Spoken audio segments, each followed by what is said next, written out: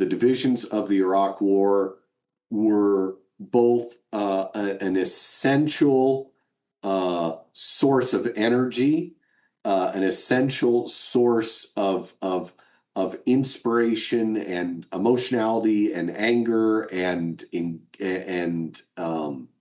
drive to make the blogosphere the place of conversation, the place of discussion that it very quickly became. But obviously, it was that same fuel that planted seeds that led very, very quickly to a silo mentality.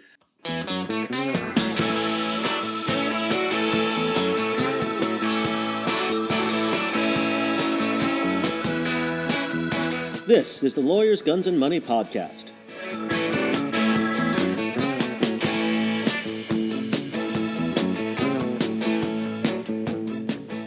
Welcome, listeners, to another Lawyers, Guns, and Money podcast. This is going to be another episode in our oral history of the Blogosphere series. This is David Watkins, and I'm here with Rob Farley.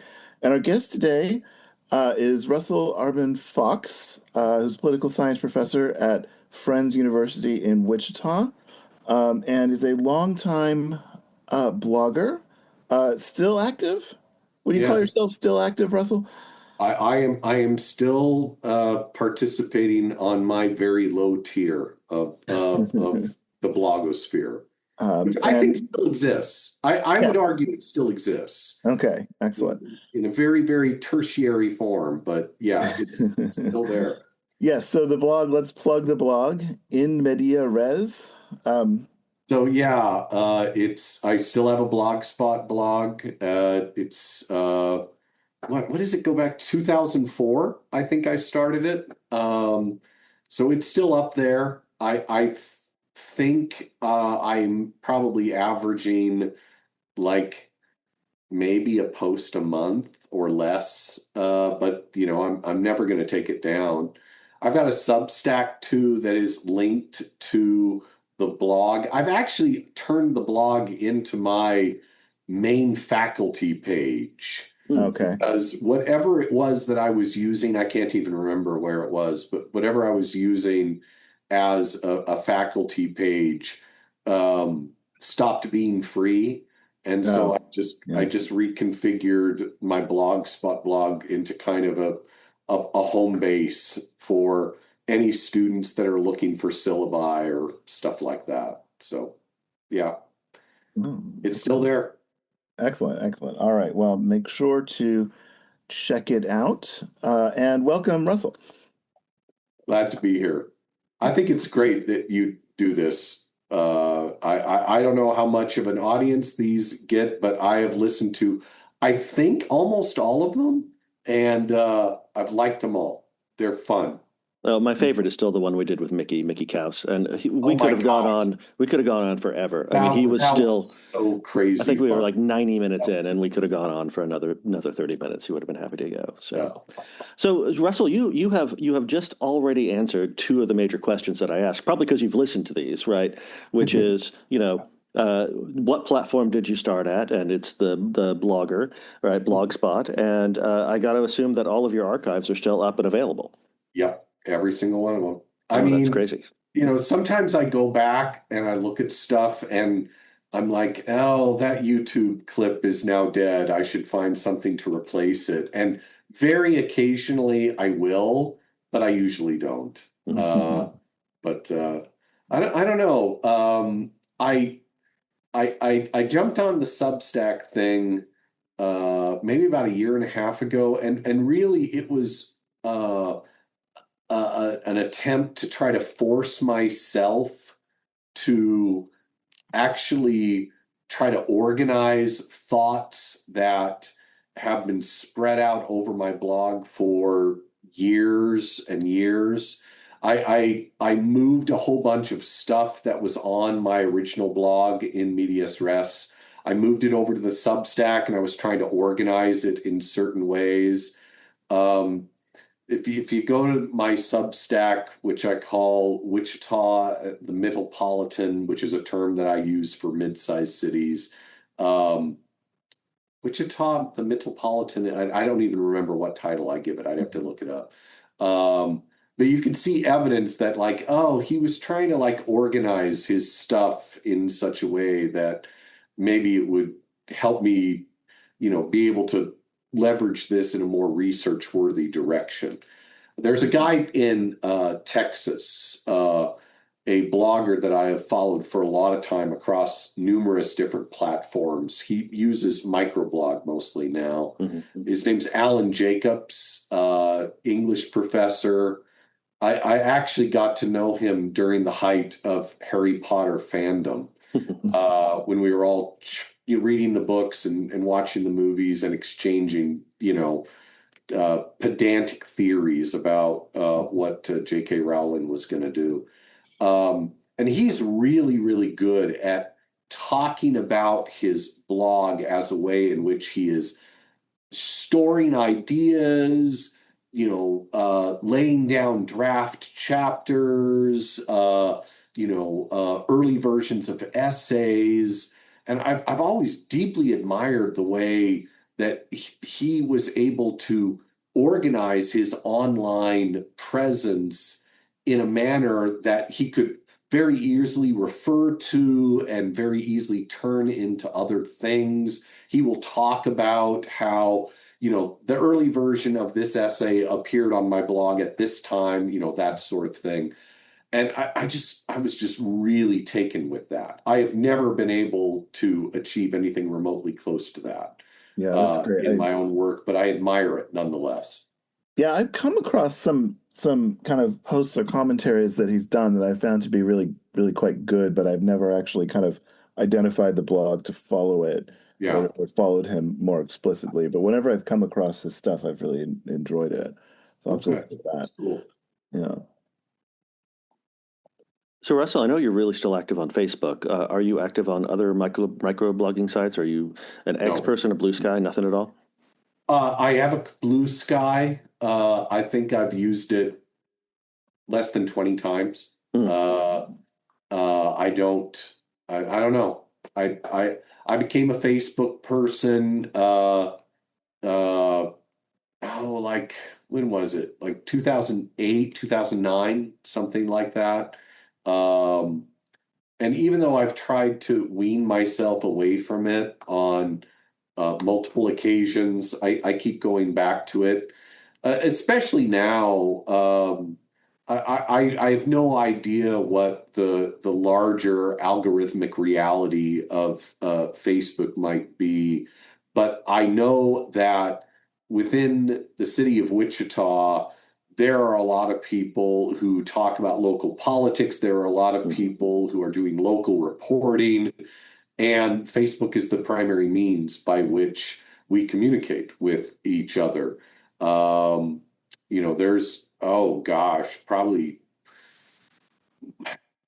70, 80 people, maybe close to 100 people that are part of kind of a vaguely defined group of civic activists here in the city of Wichita, whose primary ability of communicating with one another is through Facebook. I was on a news show just last Friday, and the person who was running the show, a former member of our city council and a sometimes journalist, and he was asking if I could put him in contact with a former congressional candidate, a lawyer, a criminal lawyer who's been active here in Wichita for a long time. And I thought, do I have his phone number? Do I have his email? No, all I've ever done is talk to him through Facebook Messenger. So it works for us, and hence it works for me. I never found any desire to try to do Twitter or X. Partly that's technological because I am a flip phone guy. Oh my goodness. Yeah. Uh, I actually do have a smartphone. It's an old smartphone. It was laying around the house. It's like a 9 or something like that. And eventually had to come up with something because my university instituted two-step verification for everything. Yeah. And after I harassed the IT people a few times to try to make it so that I could use it, I said, screw it. And there was this old iPhone. And so we powered it up and, I can listen to music on it and listen to podcasts, and I can use it to access my office computer. But yeah, I'm not a phone guy, so this will actually be a question that I will answer for you later when you come towards the end of the podcast. You can already guess what my answer to that question will be. But, because I'm not a thumb guy, I could never do Twitter, Right. And all the other sites, I don't know, my kids are on them. My wife does Instagram. I've never had any desire for any of that stuff. How about you guys? I don't know because I don't go to any of those sites. So does LGM has a presence on TikTok or something like that? That Rob would know that. I have never. So no, not on TikTok. We do have an Instagram presence, and it's not very large. But when I did the videos for the fundraiser, those all went up on Instagram first as reels on Instagram, and that's where they got the most traffic was on Instagram and well, also see, on Facebook. I was wondering about that. I mean, are your fundraisers, are they pretty successful? And if they're successful, are they successful on other platforms, not the actual blog itself? I mean, I would say that every year that we've done them, the numbers have gone up. There was a hiccup last year that was driven by a lot of sort of by conflicts, mainly between the posters and the commenters and some prominent commenters, which we just call it the unpleasantness now. But no, this one was perfectly successful. We've never quite gotten to the place where we think we can do without advertising. I would say we're not that far from being able to do without advertising, but yeah, but it's primarily the blog, right? We use the other sites to just to drive traffic to the blog. So I've gotten the impression over the years from comments that have been made mostly by you, Robert, actually, now that I think about it, and maybe I've misinterpreted the comments, but I've gotten the impression over the years that Lawyers Guns and Money hit a ceiling, and it's stayed at that ceiling for a decade and a half now. You grew your audience as much as it's going to grow, and those people have been there commenting.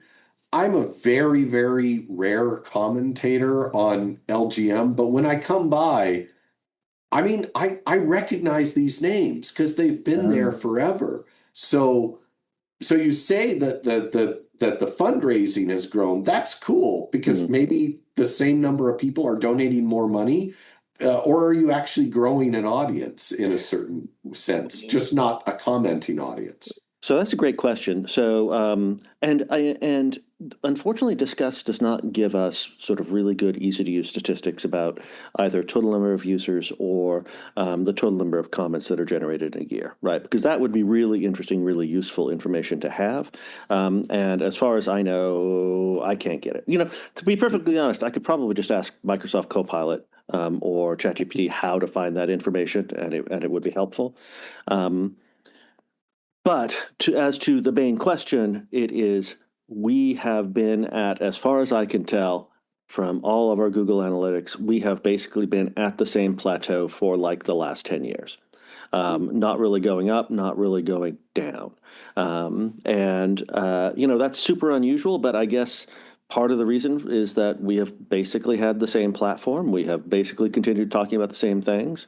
We have had essentially the same people talking about the same things. And that, for what was basically a niche blog to start with, that we are about at the top of what you could expect, sort of given all of our priors for LGF. So you call yourself a niche blog. See, so I have, I have this schematic that I've created in my head. I alluded to it when you asked me to do this. I described myself as like a fifth tier blogger at best. So, you've got the people who were smart enough, fast enough, hardworking enough, lucky enough that the blogosphere as it developed really borrowed from their own choices, their own language, the architecture that they installed on their site. So we're talking the Matt Iglesiases, we're talking the Andrew Sullivans, these sorts of the Glenn Reynolds, these sorts of folks. And then, you've got blogs that were not so large or so fast or so early as to be part of that shaping effect, but they absolutely rode the wave.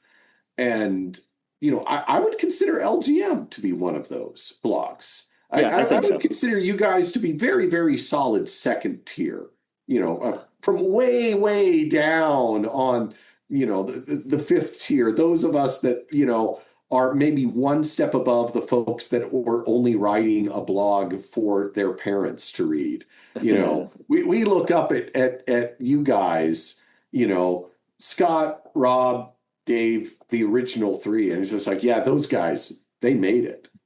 Do you not feel that way about yourselves? That's interesting. Yeah, I guess I don't really think about that anymore. Because I don't know. Yeah, it's that's just why you're not vain. Good for you. Yeah, tier two is I think that's actually quite fair, right? And but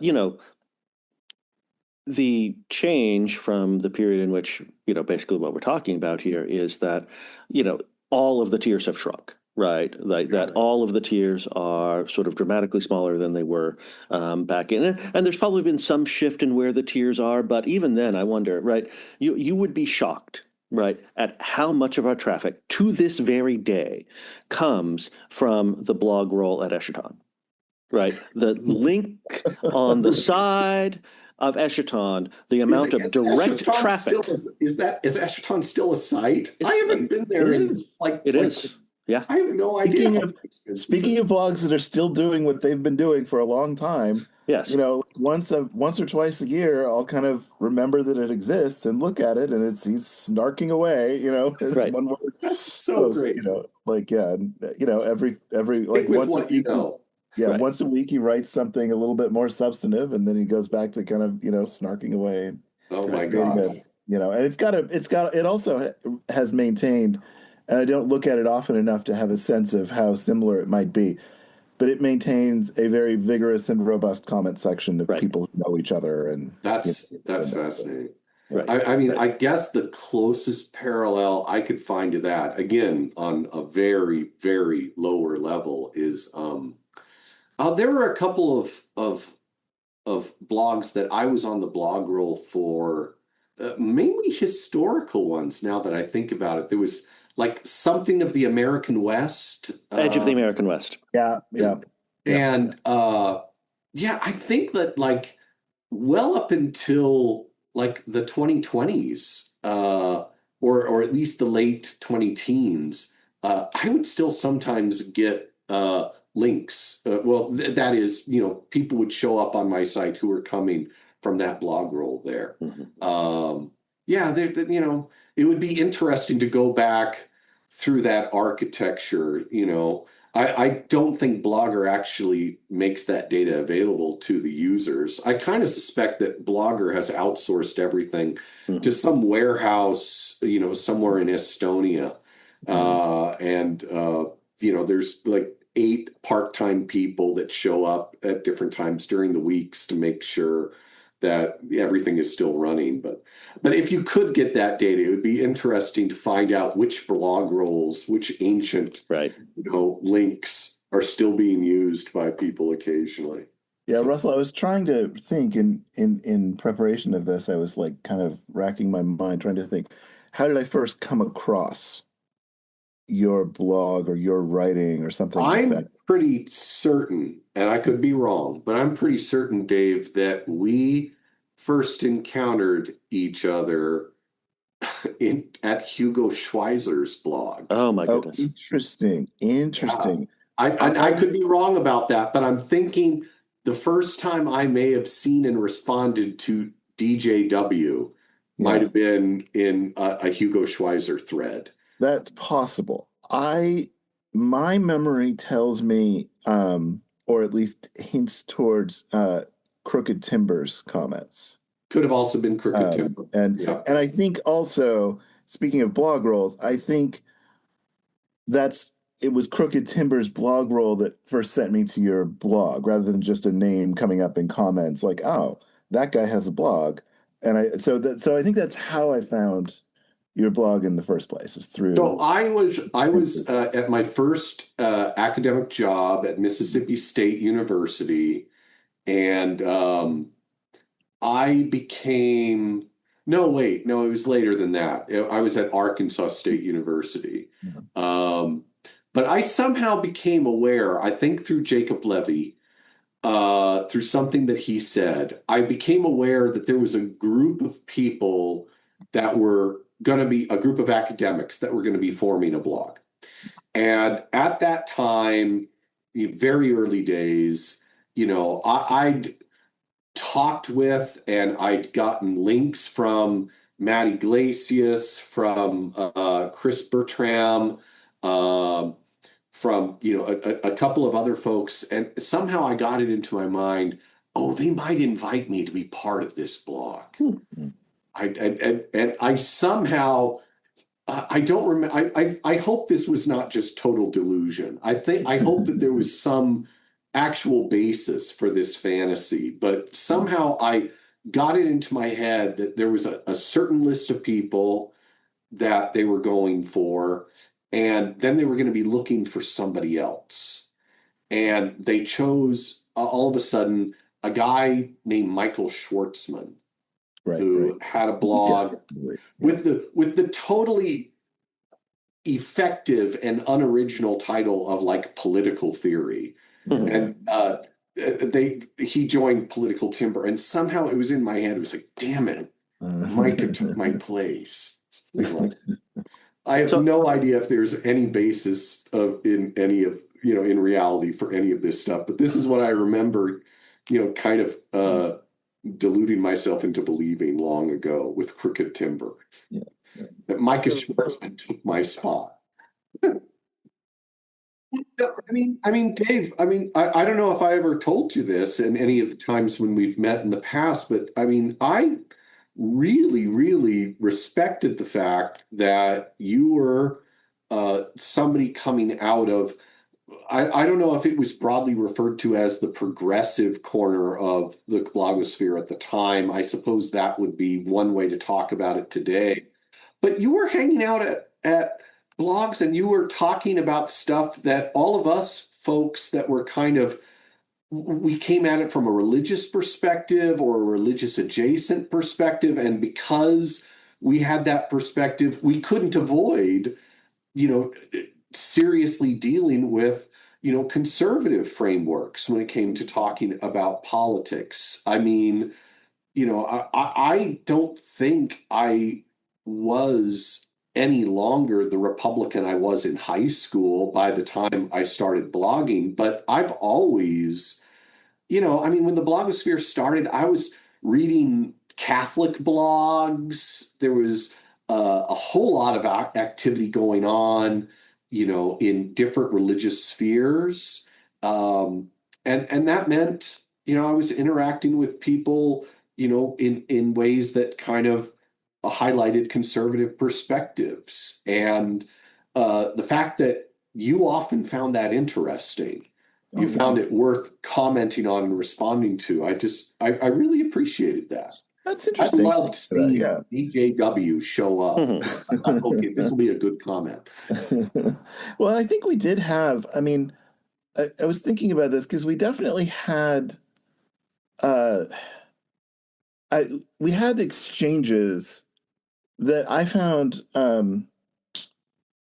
very clarifying, or like they helped me think better, right? Like they helped me, like arguing with you helped me better understand like the basis for my own position, right? And better clarifying it. And I think some of that came and some of that was like cross blog.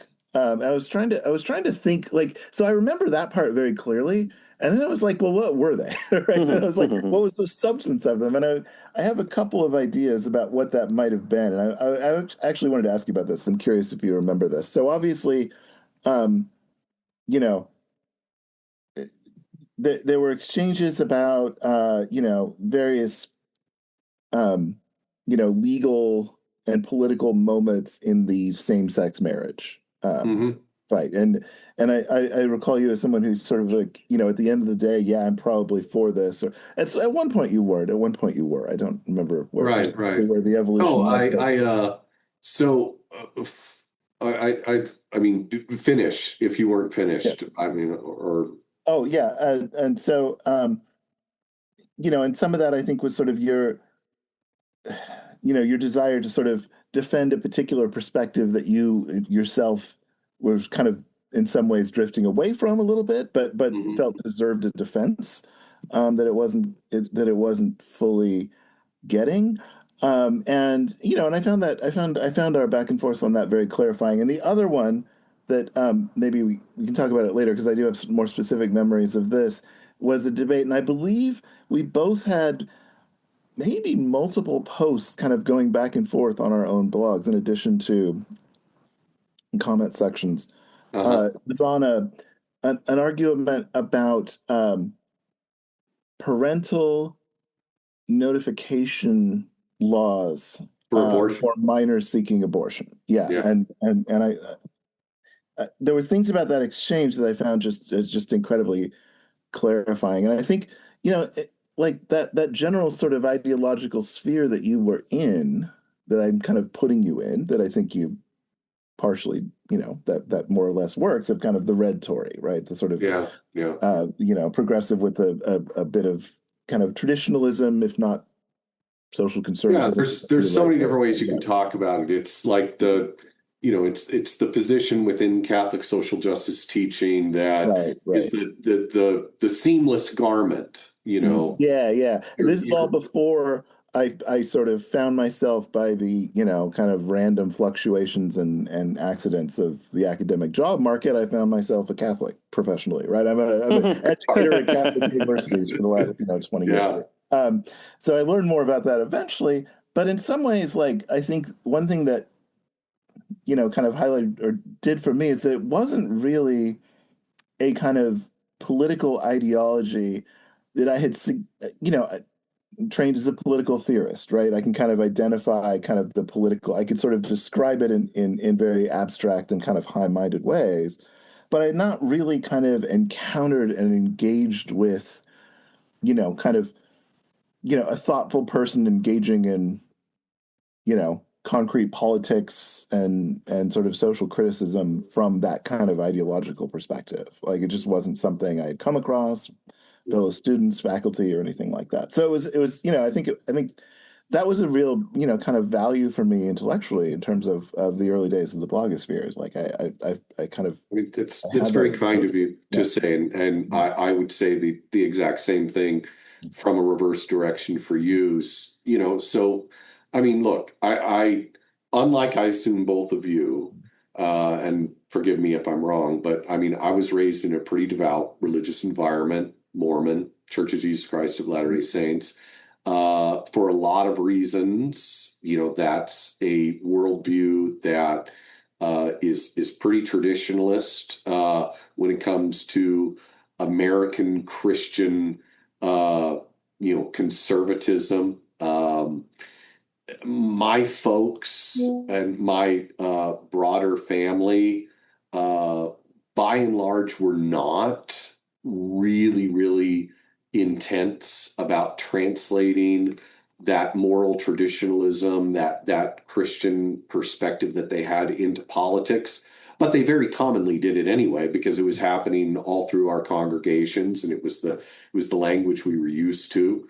So I get to a point in my life where things are changing for me, for my faith, my understanding of the world, and I am very, very interested in trying to figure out ways to talk about these sorts of things as I learn the limitations of my own belief set. So, like the abortion was a big one for me.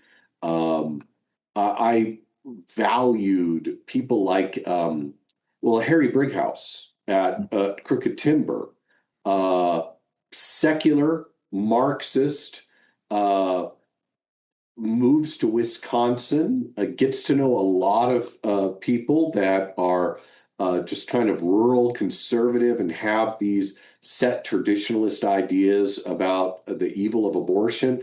And he's thinking about it, and he's like, oh, well, I mean, I completely understand uh, this from the perspective of commodification, from the perspective of hyper individualism, and where's the thinking about the whole tapestry of society.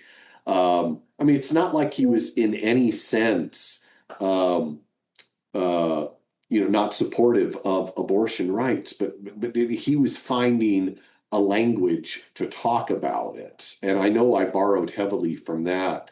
Um, in 2022, there was a state constitutional amendment here in Kansas that would have removed from the state constitution the language that our state Supreme Court has interpreted as guaranteeing bodily autonomy, meaning guaranteeing at least a limited right to reproductive services and abortion to Kansas women, which is why it was still legal in Kansas after Roe v. Wade was overturned, and Oklahoma got rid of it, and other states all around Kansas got rid of it. Um, and I had to recognize that, over the years, I'd gotten to the point where I was fully committed to supporting this as a basic freedom for women. And I mean, I had to really, reflect upon how far I'd traveled in, the previous 15, 20 years. Same-sex marriage, my church got heavily involved in a fight to overturn the legalization of same-sex marriage in California, I think in 2008. Well, Russell, can I interrupt just briefly? Sure, go ahead. Yeah, that is something I don't know if you remember this, but then that was that those discussions led to kind of one of my first, minor publications, right? Because you put together that symposium for the what is it called? The it's like the Interdisciplinary Mormon Studies Journal, kind of, right? Dialogue. Dialogue. That's it. Yeah, The Journal of Mormon Faith. Yes, yes. yeah. There was a thing that we put together. Yeah. Yeah. On the proposition in California. Uh-huh. Right? And in that piece, I came out and I said that I would probably have voted for it. Which I would not do today, but that's what I said at the time. Yeah. You wrote something in kind of I response to did. that? Yeah. No. I was in the journal with you. You invited me to publish a short piece based on something I wrote for my blog or your blog. No, to look at it. It's there. I like the argument that I made, actually. I think it's got to be here somewhere. Yeah. I can't find the. I'd completely forgotten that you were part of it. Yeah. No, that was a great. That was a good kind of opportunity, and I in rough outline, I kind of I was giving social conservatives their due a little bit and saying that if you look at the last 30, 40 years of the gay rights movement, you can see a kind of social conservative position winning an argument within the gay community, right? Mm-hmm. That family matters, right? Even relatively traditional family is a valuable and important thing and something worth defending, which was not really, where the gay rights movement was at in the 70s, right? Mm-hmm. Right. And so then it became a mediation on what it means for a community with their values to go into the public sphere and advocate for those values. And I kind of said, okay, the move behind this push to repeal this is reflective of a desire to control rather than influence, right? And it's like Uh-huh. the democratic way to engage in a kind of values in a pluralist society is to influence, but to give up on control. And they were clinging to this thing of control, and it's going to create backlash, and they're going to lose pretty soon anyway. And I think they know it, but they can't let go of the we must control instead of influence. So that was kind of the argument I made, and you kind of helped me shape that into a you know reasonably articulate little piece, and so Well, that was a nice that's great. nice That angle of it, I mean, that had a long half-life because at some point I was writing something that both you and Scott were responding to on the blog, which it morphed into an argument about democratic control versus judicial control, and Mhm. different ways in which people trying to activate change within society should think about the different tools that are available to them. And I mean, I think I was led at the time to take some positions in regards to judicially mandated civil rights and other things that I would eat serious crow about Hmm. today in the age of Trump. I was very, very comfortable ragging on the Supreme Court and ragging on the idea that we should be looking for constitutional ways to affect progressive change, egalitarian changes, as opposed to building it democratically.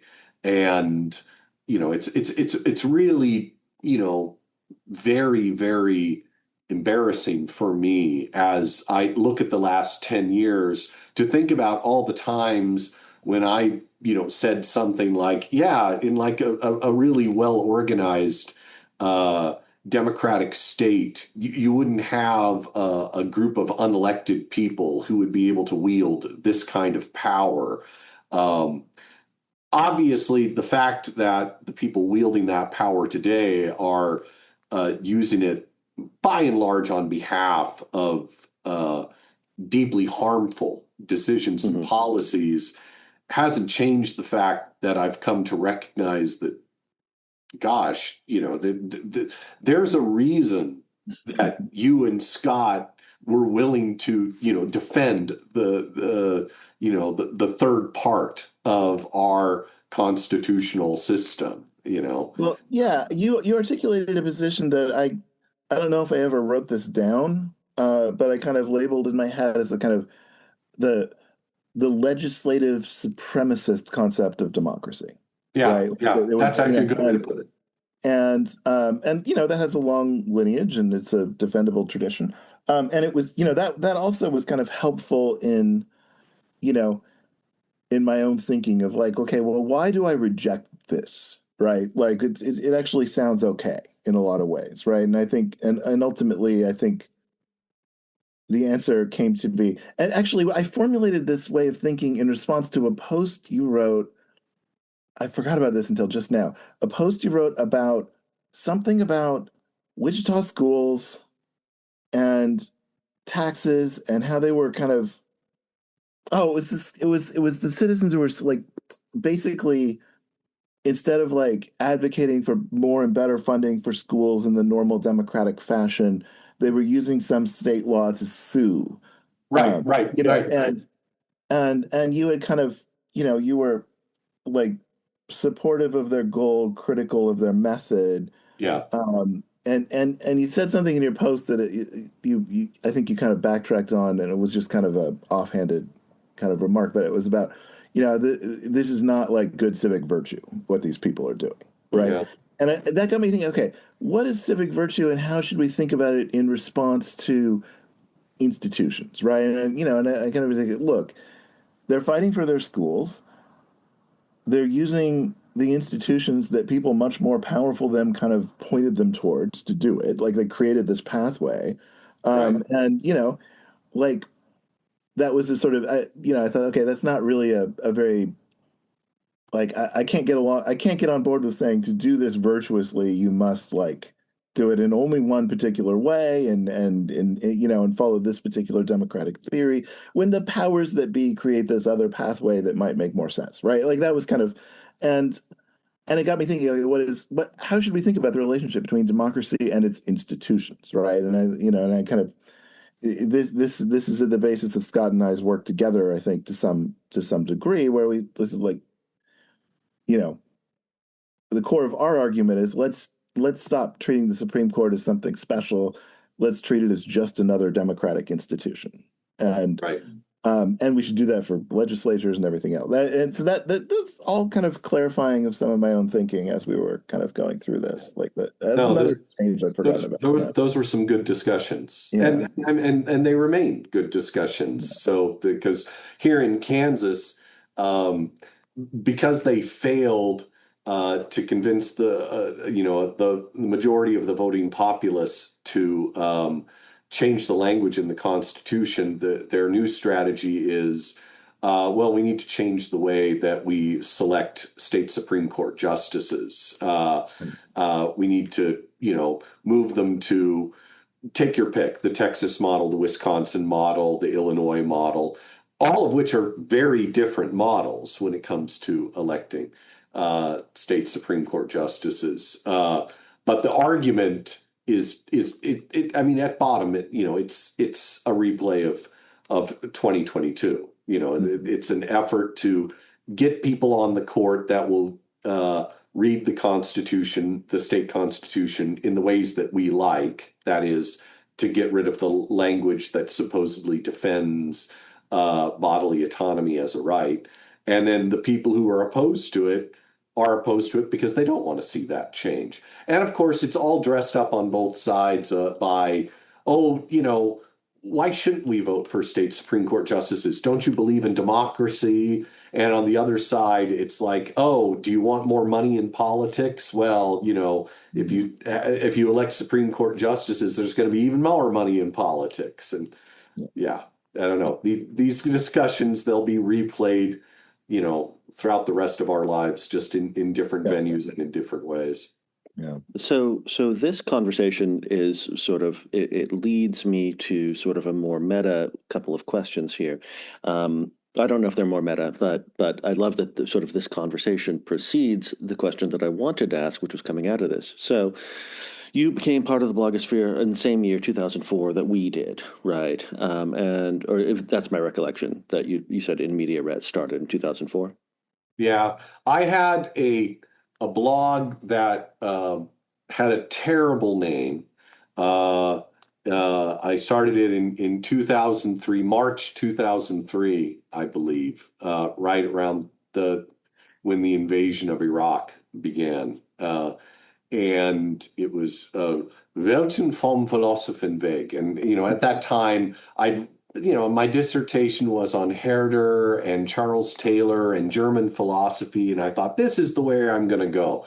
And to go back to an earlier point in the conversation, I actually thought in some corner of my head, the reason why Crooked Timber chose Micah Schwartzman rather than me was because he had a straightforward title to his blog rather than some pretentious German phrase, which is just bullshit. But I mean, I think I absolutely believe that.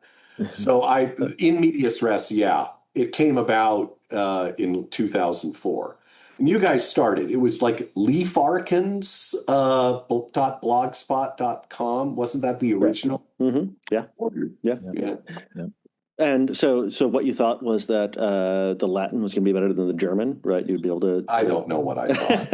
Anyway, so my point is this, right? And two questions are going to come out of this, right? But the blogosphere that existed before 2004 and even to some extent into 2004, so that characterized what was for LGM, right, sort of this critical 6 months, a Friedman unit, if you will, of the existence of the blog. That blogosphere broke apart and really bifurcated in a very polarized way. I felt not really long after the 2004 election, right? And so the kinds of conversations that people had that you guys just talked about, which were, if not cross ideological, were at least sort of trans ideological conversations where people would have serious conversations with other people and would learn things, right? Those kinds of conversations, it felt to me, dropped off very rapidly as we moved into 2005, 2006, 2007, and the entire conversations, the conversations to the extent that they would cross the ideological boundaries, right, which were sort of most notably the war, um, uh, became essentially point scoring. Right, right. Rather than conversations with other people, there became, score settling and point scoring and so forth, to the extent that there was not much useful going on, and there were always these flame wars and so forth, which people forget preceded Twitter and preceded microblogging, that sort of the great flame wars of the past. People forget that Glenn Greenwald, for example, was an innovator in flame wars and flying monkey launching and so forth, but. Oh gosh. So my Wow. question number one, and I think you've sort of answered it, but maybe add maybe some concluding remarks. What was it like being in a space as a blogger, which was not easy to define as part of one or the other of these teams? Because it feels like the teams sort of self-identified fairly quickly from 2004 on. So A, and then B, and I think this is still related to what you've been talking about here. A lot, not all, but a lot of the people we've talked to. Good Lord, get away! Ouch! And he almost got me with his legs there. Um, uh, Not all, but many of the people we've had on this series have been sort of specifically from the academic blogosphere, right?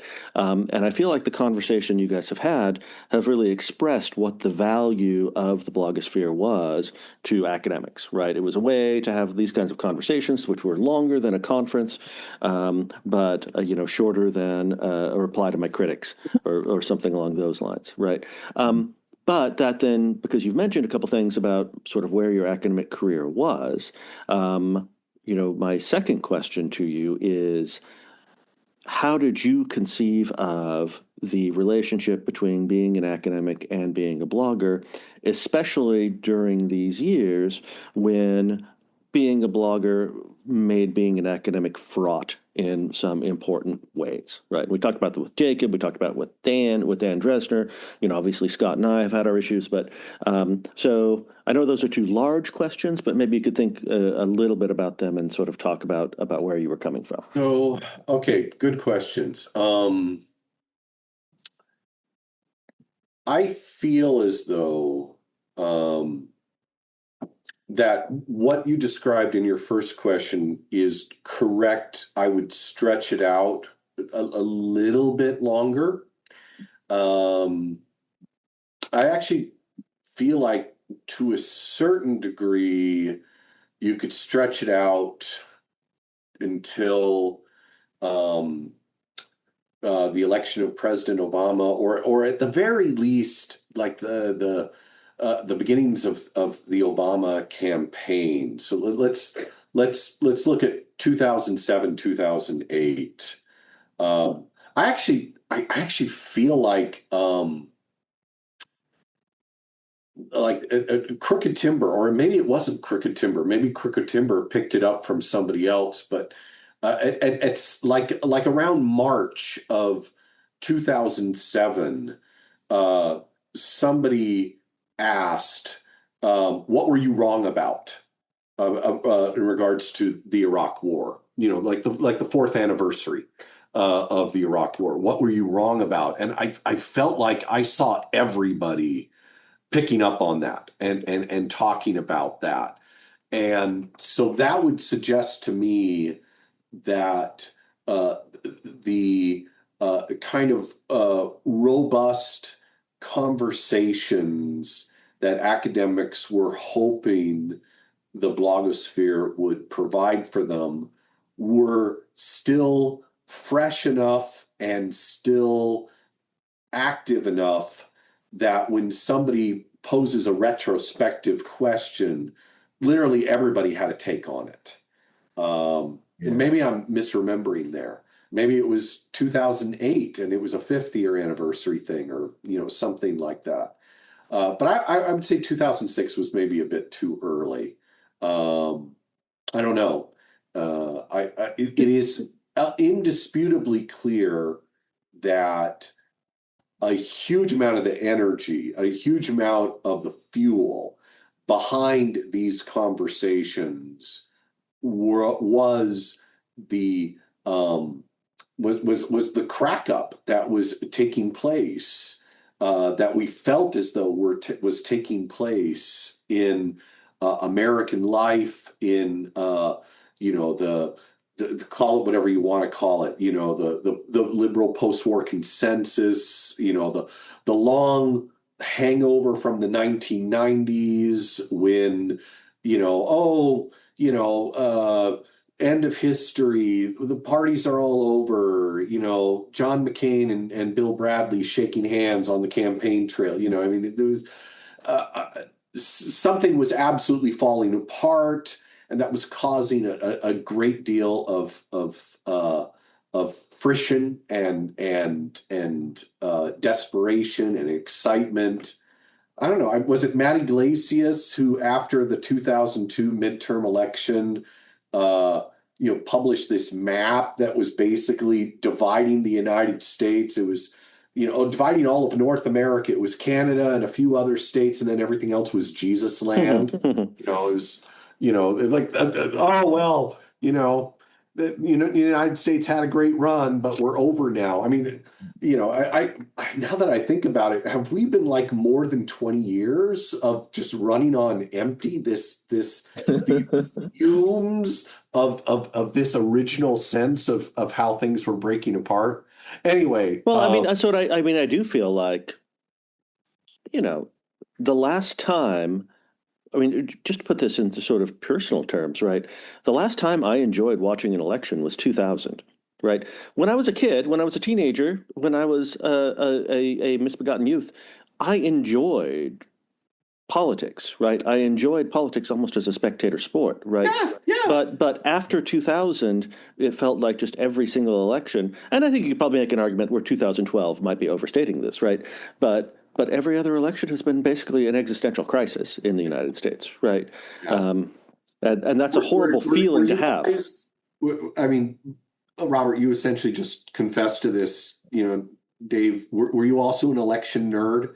I have a very clear memory as a kid, as just a stupid, dorky, kid, coming up to my dad while he was watching the election returns in 1976. And it's like, oh, like Michigan just went for Ford. Is this bad? Something like that. I don't know. Yeah, I had a very low tech version of some of that. I was very fascinated by maps, right? And so it sort of mapped onto the map fascination, as well as politics. But nothing like election nerds now, who are Yeah. teched out in ways that I can barely keep You up with. can't even compete with what they're doing now. I mean, what's his name? The poker guy at New York Times. Silver. Yeah, So, he destroyed it or changed it into something new. I don't know. yeah. All right, so yes, I think that the divisions of the Iraq War were both an essential source of energy, an essential source of inspiration and emotionality and anger and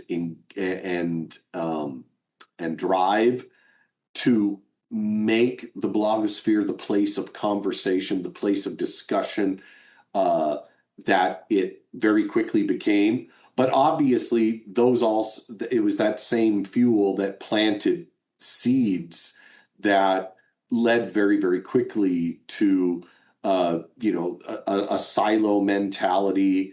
I can remember, and maybe you guys felt similarly. I can remember very consciously looking for people that I disagreed with, looking for people that were coming at questions from a different direction, trying to create a blog role that was representative, trying to create a blog role that would make sure that I wasn't missing out on something. And then after a particular point, certainly, by the time of the Tea Party, 2008, 2009, 2010, I mean, gosh, that was just, that seemed like such a, to use a term that we would not have used back then, that seemed like such a cringe thing to try to do. Oh, Yeah. I've got to go find, the Tea Party blogs. I got to go find, the intelligent people that are, taking the side of Paul Ryan or whoever. It just, at a certain point, I was kind of embarrassed that I'd actually really thought that that was important to do. But obviously, for a good first 4 or 5 years or so, I did think it was really important to do. No, I think I sometimes think about this, and that, like, in the run up to and initial months of the Iraq War, I wasn't reading any blogs at all, right? I had a very straight kind of news consumption. I would read, major newspapers, right? Like that would be where I got my information. And like I went through that period, I was kind of alienated, especially after the 2000 and especially the 2020 2002 election. I was a bit alienated from politics because it was just depressing, right? And I was just like, I'm writing a dissertation in political theory. I'm going to think about big ideas and just kind of ignore the real world for a while, right? So like that was kind of where my head was at. But like, so I never really engaged with the blogosphere at that moment, which strikes me as an interesting moment in part because, and maybe both you guys might have better answers for this, like obviously and famously and infamously, there were many people who ended up on the liberal side who were in favor of the war. Um, I wonder if like we can identify any conservatives who were against it, like from the get-go. I can't think of any. Seems like they must have existed. Well, Tucker, arguably. Tucker. Tucker Carlson is a Oh, larger, bigger media figure. Okay. Wasn't he was on the corner? Wasn't John Derbyshire? I was wondering about Derb. Oh, that's interesting. I mean, he was a racist who, was convinced that the Iraqis could never form a democracy. Right. Contemptuous of the arguments that the liberal internationalists, the Wilsonian camp, was contemptuous of those arguments. But maybe he actually favored the Iraq War in the sense of, we should just go blow them up and take their oil wells. Right. That's interesting. That could be the answer. The internets here are telling me that he was initially supportive of the war, but he withdrew his support with an apology in 2006.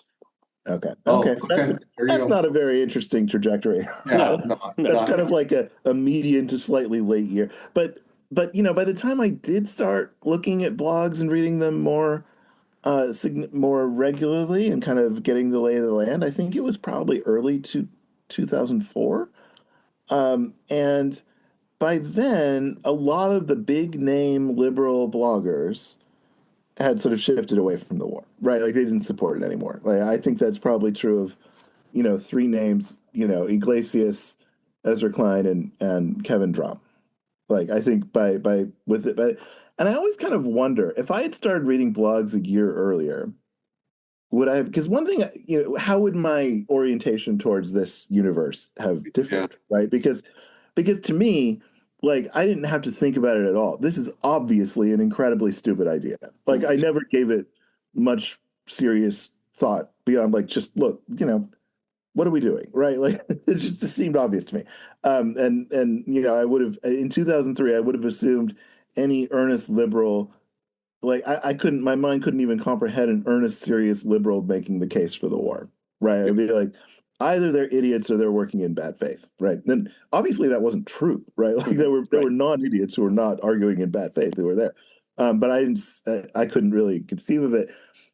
So, one thing that I'm often annoyed by our commenters and people on social media and just in general is that they have like some of these, kind of liberal figures, especially from the left, are like, oh, well, it's an argument from Ezra Klein, so it's obviously horrible and stupid. Like they have just really negatively polarized against some of these people, and I know that started with the Iraq War, and sometimes I wonder, would I have been one of those people who was just sort of polarized against these people if I had been on blog Yeah, early? I Awesome. think that's a fabulous frame of a way of framing it, dude. Yeah, I mean, because like, okay, so my first academic job is in 2001. I start the job a couple of weeks before 9/11, and I'm sitting in my office and I'm reading Andrew Sullivan, multiple times a day, and I'm seeing people jump on board the blog train, and I'm thinking about doing it myself, and I mean, good grief, especially if you go back and you take a look at that first blog of mine, the one with the really long German title. I mean, it's all Tony Blair and it's all liberal internationalism, and it's what's his name? The wonderful asshole who wrote the book against Mother Teresa. Chris Hitchens. Chris Hitchens. Yeah, I mean, it was Chris Hitchens. It was all these guys. And I was deeply influenced by them. I can recognize that. I can recognize that that they carried me along a lot. And those 2 years or so, 2001, 2002, 2003, um, that sort of stuff. Um, it had a really long hangover. The commenters that you talk about, Dave, I mean, I wonder how many of them were people that were like me. And, maybe they were never entirely convinced of the Iraq War, but they took the arguments for it way more seriously than they should have. Because I took the arguments for it way more seriously than I I mean, should have. to, And I to, wonder to how much of it there's just kind of a little bit of, yeah, that bastard Klein, that sort of thing. well, so I mean, if I can make a generalization about the LGM readership, to the extent we have data, the median commenter of LGM, well, this is tough, right? Because we have added contributors who have increased the median age of the front pagers. So I will take care in saying this, right? The median age of a commenter at LGM is probably 10 years older than the median age of a founder of LGM. Oh, seriously? Yeah. Yes, yes. It's old. It's very interesting. Yeah, Yeah. Wow. yeah. Yeah. So somehow or another, when you guys started out, you just attracted a whole bunch of 30 and 40-year-olds. Yeah, basically. Seems to be. Yeah, I mean, Yeah. the blog was basically founded when we were all about 30 years old. So, Uh-huh. yeah, maybe a year or so in another direction. So, That's fascinating. Have you guys ever thought, again, because you're way up there on the second tier. Have you guys ever thought like, oh man, what about these whole other spheres of blog activity? Like, I mean, music and art and movies, and you guys do a lot of that. But I mean, have you ever thought, like we should just bring somebody on who's just going to do concert reviews all the time, and or somebody who's going to talk about inside Hollywood stuff all the time. I mean, well, a part of that was Scott Kaufman's beat, right? So, oh my gosh, yeah, right. You're yeah, right. and Abigail now does a lot of that on the sort of fiction and Yeah, her TV readings side. are Yeah, great. and Elizabeth does some of that on the music side. So, Mhm. so in a sense, it's there, but I think for us, just from a purely business standpoint, right, sort of bringing in additional people who are going to be very serious contributors and try to branch out into sort of new, different life worlds. At some point you have to ask the very straightforward, like, are we going to be paying this person more than the amount of traffic that they're going to bring in? Yeah. Well, and I think, Rob, you pointed out, you made this observation fairly early on, and I Yeah. expect it's still true, although you would know it better than I, is that when we first started like looking to, monetize with some ads, like you said, like relative to other blogs that were doing that, we were like able to get less money given our readership. And that you speculated that one reason for that might be that we're just sort of too eclectic, such that it's hard to target Yeah. with Yeah. ads. I think Yeah. that's probably something to In it. the early days of the blog, did you guys, I mean, people were trying to figure out how to monetize this. They were trying to figure out, what kind of communication platform is this even?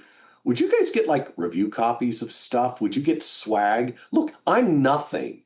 And yet I got CDs in the mail. Like I got a copy of The Proclaimers Hit the Highway before it was released in America. It was like, oh, we'd love if you'd review this on your blog, that sort of thing. I mean, and I'm nothing. You must have gotten a lot of stuff like that. Lots of books. Lots of Yeah. Lots of books. Not so books. much music that I remember, but lots of Yeah. books. Yeah. Never been invited to, early screenings of movies or anything like that. That has happened a couple times, but it's always been. I don't know if we've ever been able to really seriously take advantage of it, just because it was a regional thing, right? So Um, we would get invites to openings of things in New York or something, and uh-huh. obviously Scott lived in New York for a time, but I don't think that it all matched up. So Man, wild. Yeah. Well, it was such a strange world. such a It strange was- world. So Russell, I'm going to drag you back to this question Okay. about your academic career in the blogosphere. Okay. So, so I'm thinking most recently of your discussion with Jacob. I was never in an academic position where anybody could seriously think that my blogging activity was actually a relevant factor to me landing a job, to me, getting a promotion at a job. I'm operating at a very different scale from somebody like Jacob, who is at the University of Chicago. There were times when friends of mine, Damon Linker, old friend, he's been part of this email group that David and a lot of other people have been part of over the years. He did warn me at one point that some of the stuff that I was writing about academia and my thoughts about academia were going to be hurtful to me.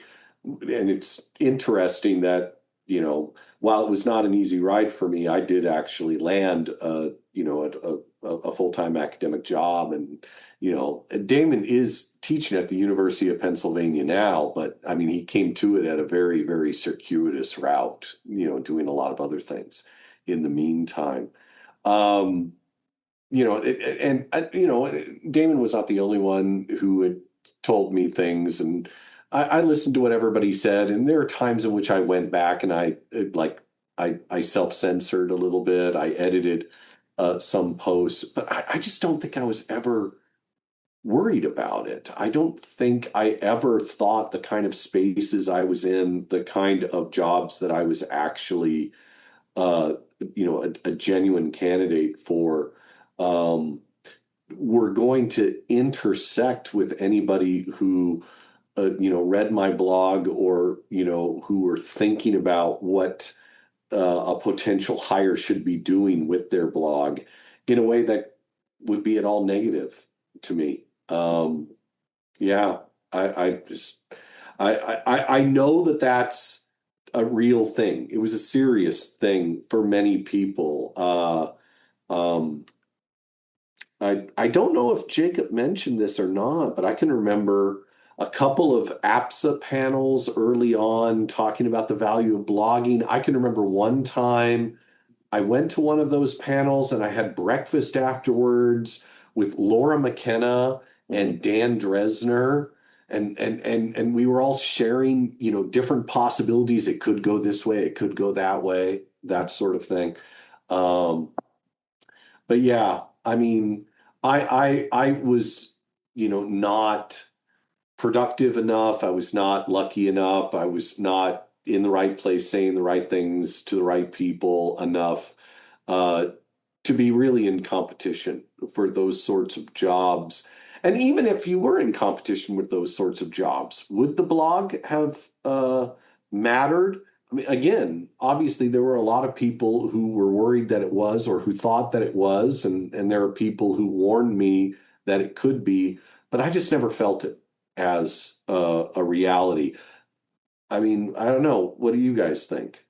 So my memory of that era is that the larger kind of career warning kind of thing that was coming out towards academics in particular about blogging was not so much you're going to get yourself in trouble and lose out on an opportunity because you posted something controversial. Yeah. It was that people are going to look at this and say, this is a frivolous waste of time. Why aren't these people working on peer-reviewed academic publications? Why are they doing this silly thing? That to me, that's how I remember it. And then we have some early posts like responding to some of those and kind of making fun of them. Like you, I was utterly fearless, right? Like I was not, I'm probably, like I in the early days, I just said what I thought. Like I didn't have any kind of like this is going to hurt my career. And I think that honestly, part of that is especially in the first year or two, I just didn't expect to have an academic career. I didn't have a lot of hope for ever landing a job, and I was just kind of like biding my time and procrastinating on my dissertation by blogging. And I didn't really like.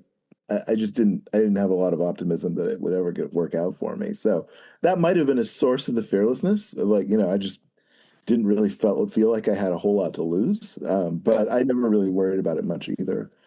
And I guess it's possible that my starting the blog, my starting blogging was one of the reasons that I never turned my dissertation into a book. But then again, as I look back over my life, where I've done a lot of writing, but I've still never produced a book. I mean, maybe I'm just, not very good at that kind of academic labor. I still hold out hopes. I don't know. One thing that I should add, and this maybe harkens back to some of the cross ideological stuff we mentioned before. One thing that I did receive as a warning um, was not about blogging as a time suck, not about blogging as an opportunity to say something that would be offensive or controversial, but blogging as a way that will establish me in people's understanding in a way that maybe I would not prefer when I go on the job market. Specifically, I was very active in the Mormon blogosphere, what we called the bloggernacle, which has an interesting history behind it. And the warning was, well, everybody will know you're LDS now. Everybody will know you're Mormon, and so you ought to be worried about that. Like with other things, I wasn't that worried about it, but that was also a concern that was voiced to me and quite a few other people that were part of that early wave of lots of LDS lawyers and academics and others that were jumping into that sphere. I know that people like Nate Oman and a variety of others, they received similar sorts of words of warning. People like, you don't necessarily want to be known as a Mormon when you go on the job market, so be careful. And I don't think any of us took that seriously, but it is what it is. it was a really great little corner of the blogosphere too. It was a very eclectic, It was fun. I remember the I Feminist don't Mormon know. Housewives blog was great. Like that, there were a number of really just The Mormon mommy blogs, yeah. Well, I mean, overwhelmingly possibly slightly less than it was 20 years ago, but still, I would say overwhelmingly, the American Mormon population is white and middle class and upper middle class. Lots of people with college education, lots of people who had good internet connections in their home, lots of people who had time on their hands. And so, yeah, a lot of blogging going on there. No, And does I think it's a religious community that also I think does a very good job of fostering the kind of self-confidence to just put yourself out there. Possibly. I don't Yeah. know. I mean, you may be right, but I've been thinking about it, ever since Robert said we were going to set this up. And I was thinking, so, you know, what else was I reading back then? It's like, I mean, in Catholic circles, it was called God blogging, and there was so much of that stuff. Amy Wellborn, Mark Shea, The Mirror of Justice. These were huge blogs in Catholic circles, and you had similar stuff going on in Jewish and Protestant circles. So I mean, yeah, I'm very proud of what some of us were able to build through the bloggernacle, the Mormon blogosphere. I actually think that in important ways, we provided a forum for a time for, a lot of people in the church that were doing a lot of soul searching. A lot of us are still doing that kind of soul searching. But I wouldn't want to say that it was, unique, when it came to the wide range of religious blogs that were out there. Yeah. So. Well, so we have been going at this for about 90 minutes now, and so I hate to cut short, which is what has been a really fantastic conversation, but I do have to. This is a question that you foresaw, Russell. So for you, and I know that part of your answer here is like, well, the blogosphere isn't dead; there are still blogs, right? But when did at least the blogosphere transition to something else, and why did it transition? Smartphones. I mean, I am convinced I'm enough of a Marxist, enough of a materialist, a structuralist, whatever. I'm enough of a person to believe that so much of our life world, so much of our behavior, so much of our realms of practice are a function of like our literal embodiment. And when we were no longer mostly sitting in chairs, looking at screens, typing on keyboards, but instead we were doing this, I just think there's no way it could compete. Now, that's the point of view of a person who still has a flip phone and who still has like tape cassettes in his office. Okay. No. So I recognize that, that can easily be considered just a Luddite opinion. But to me, I just can't see how blogging as it was happening, 20 years ago could have kept going when people were using tablets and phones rather than, PCs and laptops. That's just, to me, that was the point of no return. I mean, you can read a blog on a phone, but you sure as heck can't write a blog post on a phone. No. At least not in the same way you can write a Facebook status or an X post or a Blue Sky post. By the way, I'm fascinated you have those cassettes back there because like 2 months ago I was feeling very trolly and I decided to make fun of everyone who still has a vinyl collection on Blue Sky. I got a lot of people really upset. Like there were so many people who were really, really angry that I was making fun of them for buying records. Vinyls come back though. I really don't think cassette tapes are coming back. But No, Russell, you're out there on your own with the cassettes, right? I got a boom box right up there, and I don't replace them with other tape cassettes when they die. I mean, I move on to other forms of media, but as long as they still play, I still play them in my office. Oh my gosh. This has been a lot of fun. Robert, thank you so much for the invite. And David, thank you so much for making the time. All right. Well, this has been a great discussion. Thank you so much for joining us, Russell. This has been another Lawyers, Guns, and Money podcast and another edition in the oral history of the blogosphere. So thanks for listening. Thank you. All right. Don't you have to say something about how, this takes a lot of time and effort?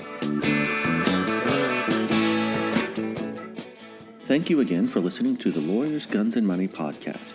We would like to thank Elizabeth Nelson of the Paranoid Style for supplying as our intro and outro music I'd Bet My Lands and Titles, a track on the album For Executive Meeting. If you would like to support the Lawyers, Guns, and Money podcast or any other aspect of the Lawyers, Guns, and Money project, please visit us at www.patreon.com/lawyersgunsandmoney or donate at the PayPal link on the website. Thank you.